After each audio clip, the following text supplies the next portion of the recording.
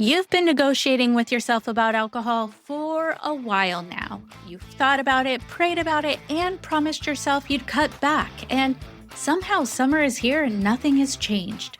Soberish Summer is a 62-day reset, July 1st through August 31st, combining brain science and your identity in Christ to help you understand what's really going on. And you'll leave with a plan that's yours to keep. 8 weeks of content, group coaching calls, a workbook, and a community of Catholic women doing this right alongside you. No, you don't have to quit forever. You just have to be willing to get curious. Join today for $62. That's just $1 a day. If you want more one-on-one support, add my Amplify upgrade for an additional $147. It's one private coaching session with me, plus 2 months of Voxer access. Reserve your spot today at thecatholicsobrietycoach.com or click the link in the show notes. Welcome to the Catholic Sobriety Podcast, the go-to resource for women seeking to have a deeper understanding of the role alcohol plays in their lives. Women who are looking to drink less or not at all for any reason. I am your host, Christie Walker.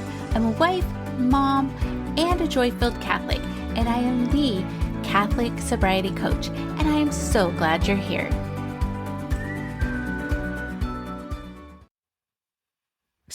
When I stopped drinking, I realized something that took me a while to figure out. Almost every person that I had been spending time with, we weren't actually friends. We were just drinking buddies. The thing we had in common was the drinking. So when alcohol went away, they went away too. Now, I want to be clear, that's my story. That's not necessarily yours, but here's the question it made me ask.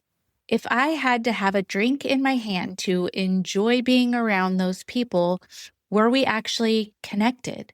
Were we friends? Or were we just numbing out together? And then a bigger question followed that one that was a lot scarier. If those people are gone and the drinking is gone, then who am I? And honestly, I had no idea. And finding that out took a lot longer than I expected. And that's what we're getting into today. We're going to the deepest question in all of this work. Not how do you stop drinking, not what do you do at parties, not how do you handle your husband on the couch drinking and you're not. Who are you? Who are you without a drink, an alcoholic beverage in your hand? Not what do you do without it, not how do you cope. Who are you actually? Underneath the habit, underneath the ritual, underneath the version of yourself that showed up every evening for years and reached for the glass. This is the identity episode, and I'm going to start with my own story because I think it's going to help you understand why this question is both harder and more beautiful than it sounds.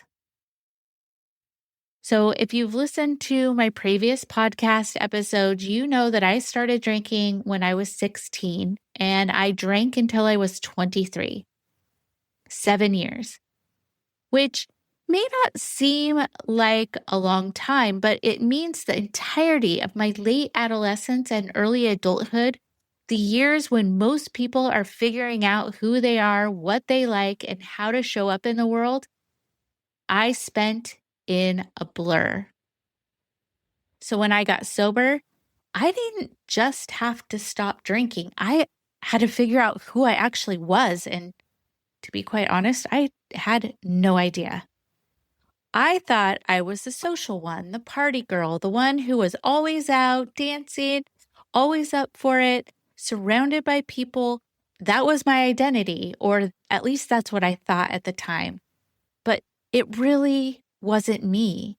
It was the alcohol version of me, the version that needed something in her hand to make her feel like she had a place in the room. And when that went away, I had to meet the real Christie for the first time.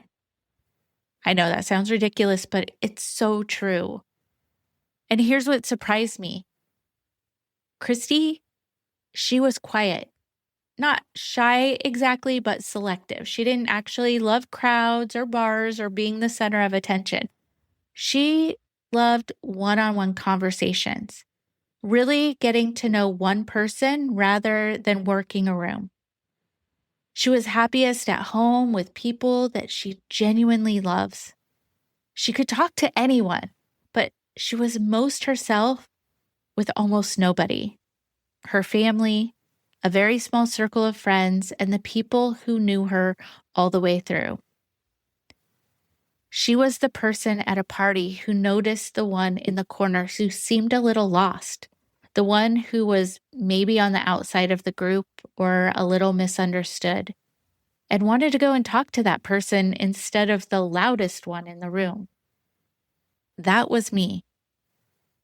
And truthfully, that had always been me. I just couldn't see her through the alcohol. But here's the thing. Figuring that out took time, a lot of time.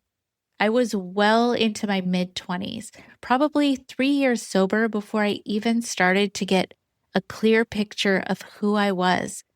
And even then, there was another layer under that I hadn't even touched yet. Even after I stopped drinking, even after I started making better decisions, which it took time for that to happen. But even after I met my husband and we started going to Mass and building a real life, there was something I couldn't quite receive. I knew God loved me. I'd known that ever since I was a little girl, but knowing it and believing it are two very different things.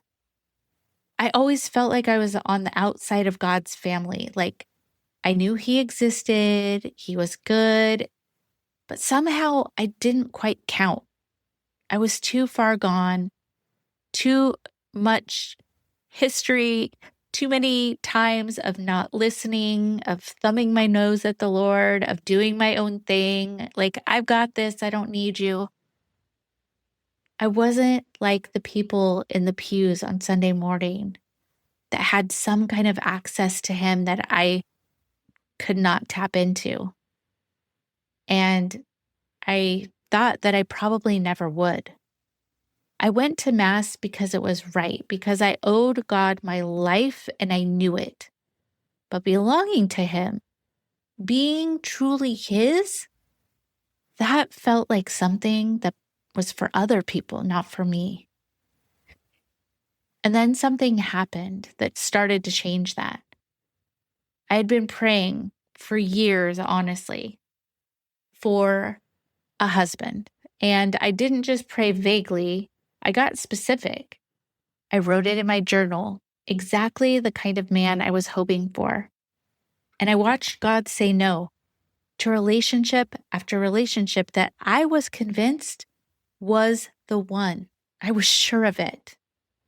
No, not that one, not yet. And then I met my husband.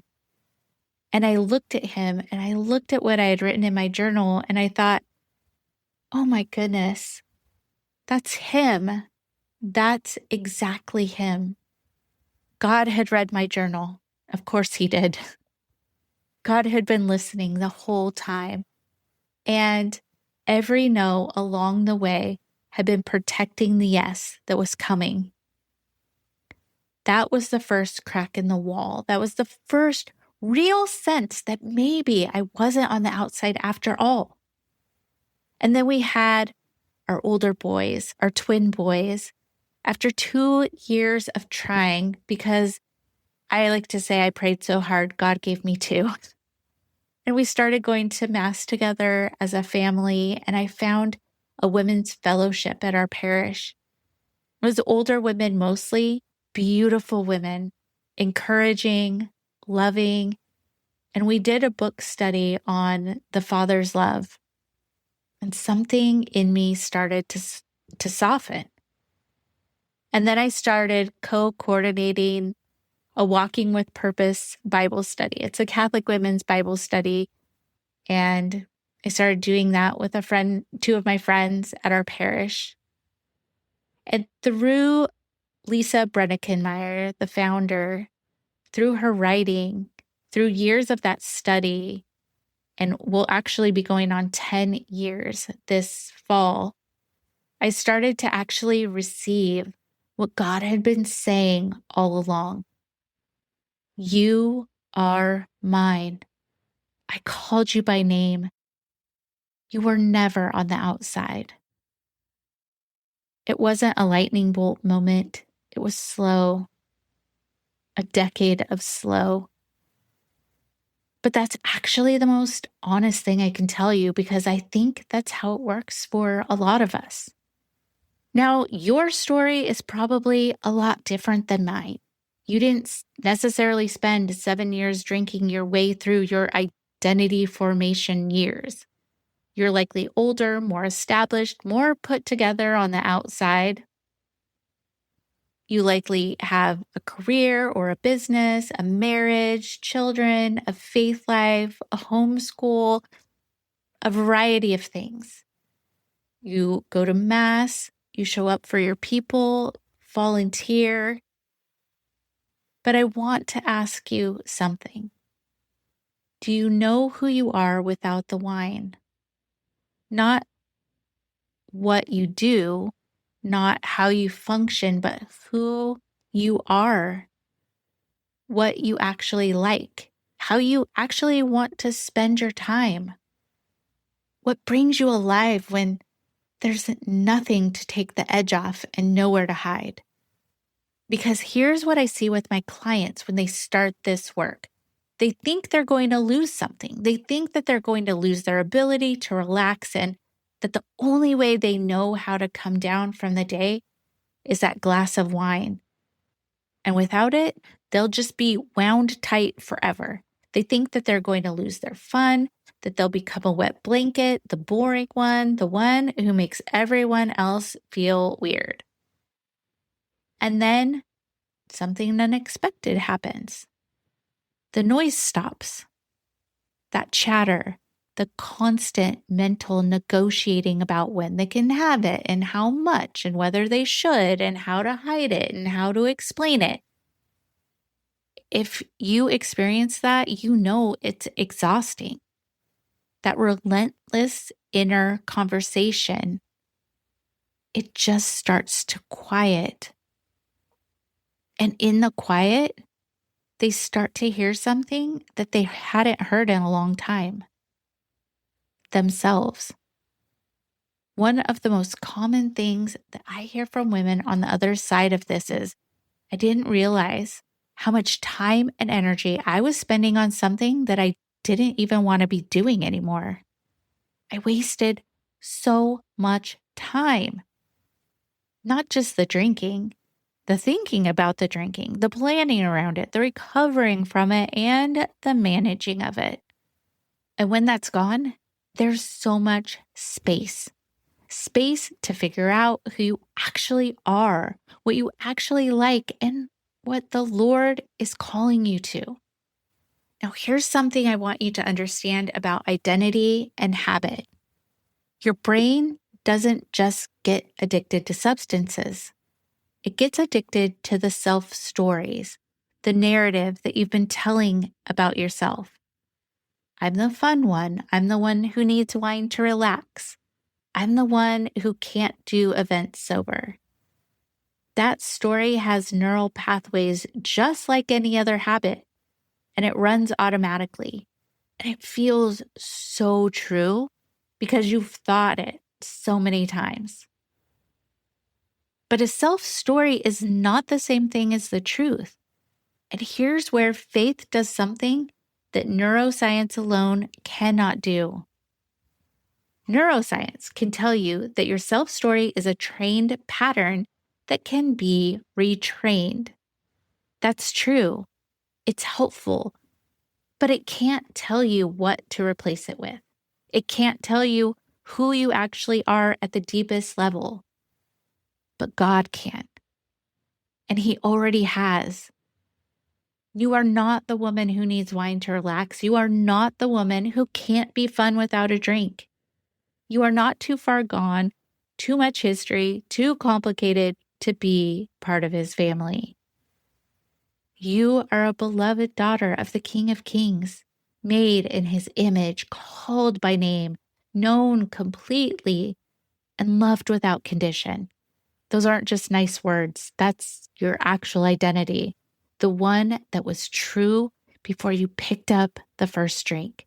And it will be true long after the habit is gone. Isaiah 43:1, and I keep coming back to this verse because I think it's the foundation of everything we do here.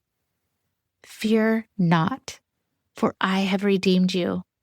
I have called you by name. You are mine. Put your name in it. Say it out loud. That is who you are. Everything else, the habit, the self-story, the version of you that needed something in her hand to feel like she belonged, that is not you. That is what you carried for a while, and you can put it down. So how do you actually start answering the question, who am I without a drink in my hand? I want to give you one practice this week. Get a journal, or even if it's just the notes app on your phone, and finish this sentence. When I'm most myself, not when you're performing or managing, not when you're being who and what everyone else needs you to be. When you are most genuinely, quietly, and freely yourself, what is true? Maybe it's, I love being home with my family more than anywhere else. Maybe it's, I actually prefer one real conversation over a room full of surface ones. Maybe it's, I love early morning when everything is quiet. Maybe it's something you haven't done in so long that you forgot you love it. Write it down. Don't edit it. Don't make it sound impressive. Just start meeting her, the woman underneath the habit. She's been there the whole time. She's been waiting. Now, this is exactly the work we are doing inside the Soberish Summer Reset, and it's open right now, or at least registration is. We officially kick off July 1st, and the doors are staying open all summer, so wherever you are right now, you can jump in and start. This identity work, figuring out who you actually are underneath the habit, that doesn't happen in isolation. It happens in community with women who are asking the same questions and doing the same work right alongside you. If you're ready, the link is in the show notes. And if you're listening to this at a different time of year, check out my website because I have seasonal programs going all the time. Okay, friend, here's what I want you to hold on to today. You are not the woman who needs wine to be fun. You are not the woman who can't relax without it. And you are not too far gone to be part of God's family. I know this because I spent years believing I was, and I was so wrong. You are a beloved daughter of the King, called by name, already his. And the woman that you're going to find on the other side of this habit, she just might surprise you. She surprised me. I thought I was a party girl who loved a crowd. Turns out I'm a homebody who loves her family, seeks out the person in the corner, and does her very best work in quiet rooms with real conversations. I like her a lot better. Next week, we are going to talk about something that I hear from women constantly, and it might be the most important mindset shift in all of this work. What happened when I stopped calling it willpower? Because the moment I stopped trying to muscle through this on my own and let God actually into this specific space, everything changed. That one's coming next week. Don't miss it. Well, that does it for this episode of the Catholic Sobriety Podcast. I hope you enjoyed this episode, and I would invite you to share it with a friend who might also get value from it as well. And make sure you subscribe so you don't miss a thing. I am the Catholic Sobriety Coach, and if you would like to learn how to work with me or learn more about the coaching that I offer, visit my website, thecatholicsobrietycoach.com. Follow me on Instagram at the Catholic Sobriety Coach. I look forward to speaking to you next time. And remember, I am here for you. I am praying for you. You are not alone.